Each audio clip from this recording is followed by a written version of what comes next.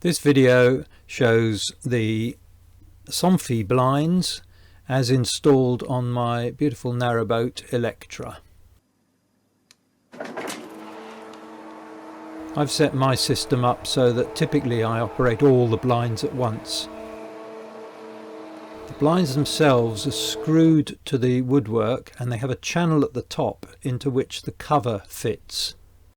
The cover's removed by pushing upwards, and then you can see by the shape of it that there's a section that catches on the wood, and that, once both sides have been released, allows you to just pull the whole cover off. The blinds don't have any connection to the electric supply at all, but they have a small charging port, and the charge lasts a good 6 months.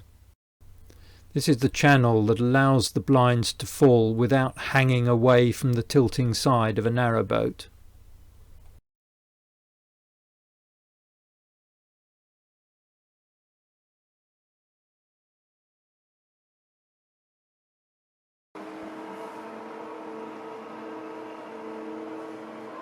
Initially I bought the cheaper of the remote controls, which was a mistake.